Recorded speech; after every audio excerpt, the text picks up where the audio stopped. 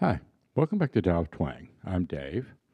So, got a kind of a slowed down. I say slowed down because I could imagine this being played at higher tempos. But you can also do some cool stuff. You know, a lot of tunes do have a slow rock tempo like this. And for demonstration purposes, hopefully this is more useful than kind of doing the fast version, then one little slowed down version, and then right back to 140 beats per minute or whatever. A lot of the videos that I watch that are well done, that I really enjoy, they do that, and depending on your skill level, sometimes you can scaffold up pretty quick to the higher tempo. But I encourage everybody out there to find stuff that makes sense for you. You know, if you're making your own loops or stuff like that, and really spend the time working at tempos that make sense to you and that you feel comfortable and relaxed with, and you'll be able to raise them up as you go. So we're just doing a C,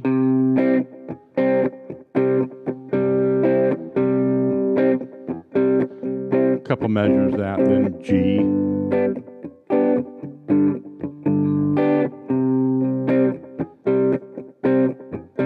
back to the C. And this is going to be more action and less talk. The first thing I did in that demo was kind of a boogie woogie bass line type thing, like.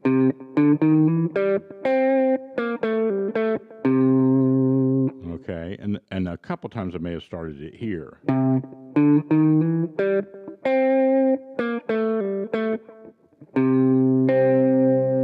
Now, then for the G, they're both major chords. For the G, I just went down and did the same thing, a string lower.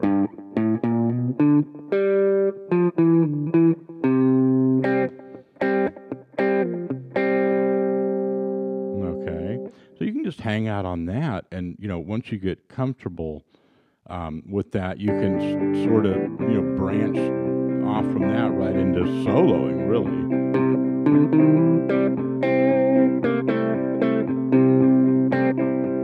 Because it's a line.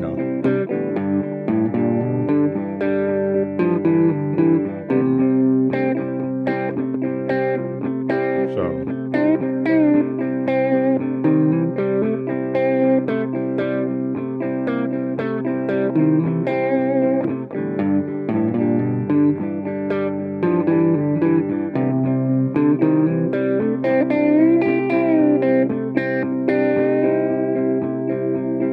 Now, this business here is kind of the next thing. There's three chunks that I'm going to show you here. So the first one was that bass line idea.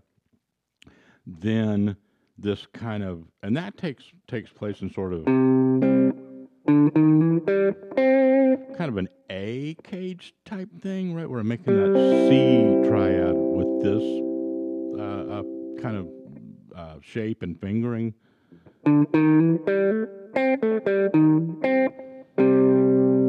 That makes sense. Now up here, I'm still playing a C, right? So the sound hasn't really changed harmonically, but I'm doing more of a G shape.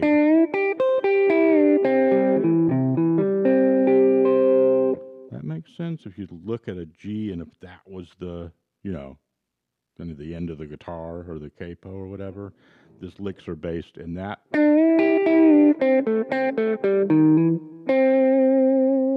All right. You don't have to, always reference that, but I know a lot of you work with the cage system, and I really like that. I think that breaking things into shapes and kind of that kind of modular way of looking at the neck is really cool and a good science and a good educational path, a good way of learning the guitar. Um, so we got the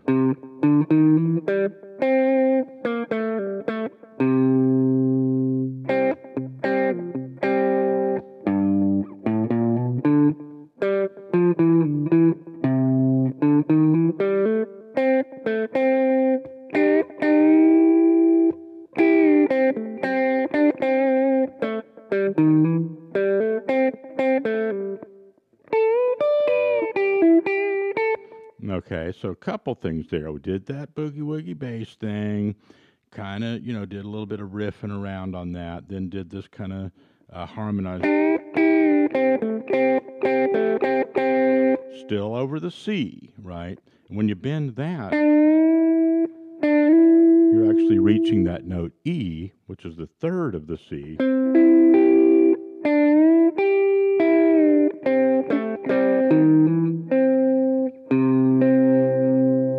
Don't worry if you're always getting, both notes, both strings out of it and stuff.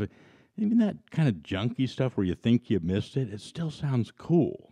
Don't get hung up on that so much.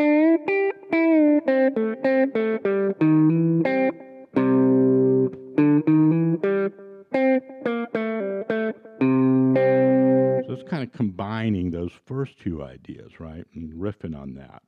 Then the third thing is going up to the G.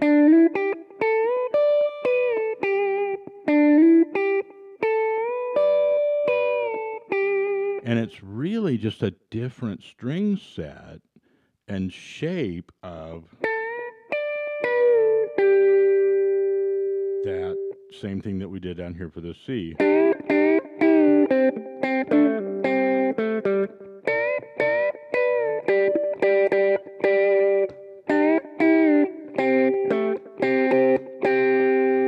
Do simple phrases and stuff too. Don't worry about copying everything I'm doing or everything you see in other resources note for note, unless you really want that one lick really bad. I know what that's like. I do that all the time. Like, I don't care what it takes. I'm going to get that lick.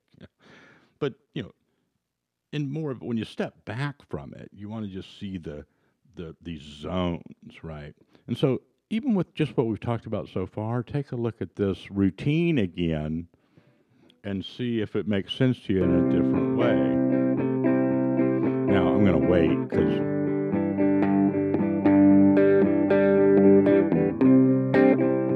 so we can start with that first C.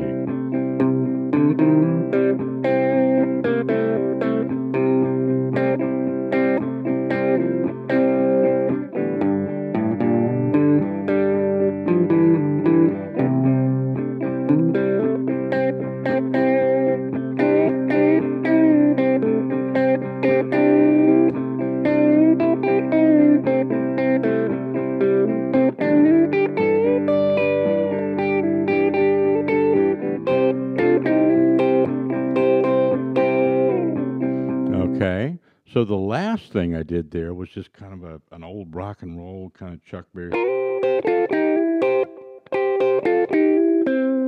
You can just do different directions with that. With those two strings together, then those two together.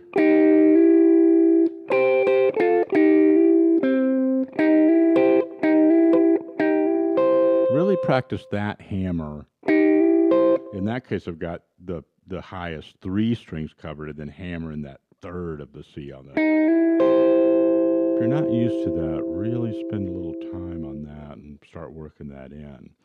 But like I said, wherever you are with any of these kinds of maneuvers, this lesson's really about being able to play a solo pretty quickly once you get your version of these riffs or zones down, and so it has kind of a beginning, a middle, and an end, right?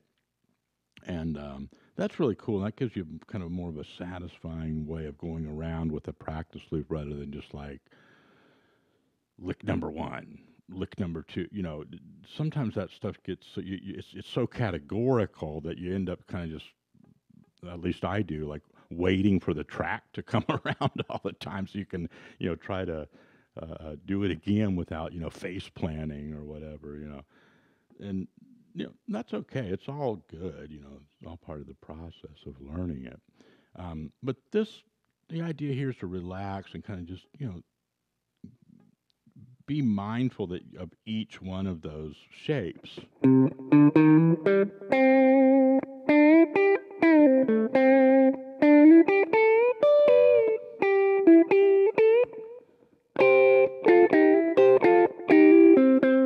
And just keep going around with that track and just making your own thing out of it, and just keep it down at that kind of lower tempo for a while, and it'll start coming together for you.